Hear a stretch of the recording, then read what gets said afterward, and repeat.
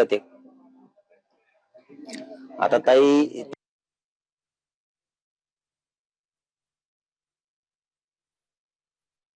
मी पण सांगितलं होतं की समाजासाठी लढतोय हा माणूस. अजिबात उघडं पडू देऊ नका पोरांनी.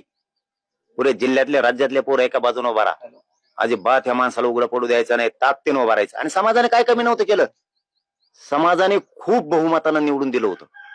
माझ्या मतानं ते ज्या पक्षात होते त्या पक्षाचे उपमुख्यमंत्री होते त्यावेळेस इतकी लीड दिली नव्हती. इतक्या गरिबांच्या लेकरांना त्यांना लीड दिली होती. इतकं तुटून काम केलं. 300 325 पोरं ताई अशी आहेत की त्यांनी दसांनाचं कधी तोंडही बघितलं नव्हतं. पण ह्या वेळेस तुटून पडून 73 गावं फिरवायचं काम त्या लोकांनी केलं होतं. इतक्या लवकर देशमुखांचा संतोष भायाचा विषय सोडून ते इतक्या लवकर पळ काढतील आणि समाजाला संकटात सोडून जातील. आणि उन्हात पडलेलं देशमुखांचं घर त्याच्यावरती इतक्या लवकर छत्रही धरलेलं जाळून टाकतील कधीही वाटलं नव्हतं.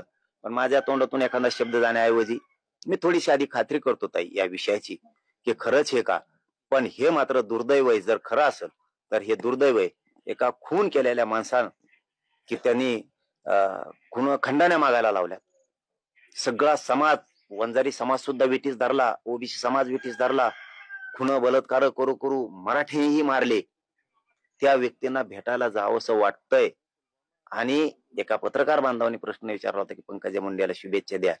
तिला शुभेच्छा देऊ वाटल्या नाहीत तुम्हाला, परंतु एक गुंडाची टोळी चालवणाऱ्याला ज्यांनी सपासप वारं करून लोकांचे मुडदे वाढले अशा व्यक्तींना तुम्ही भेटायला जाताय, हे मात्र महाराष्ट्रासाठी प्रचंड मोठं दुर्दैव आहे.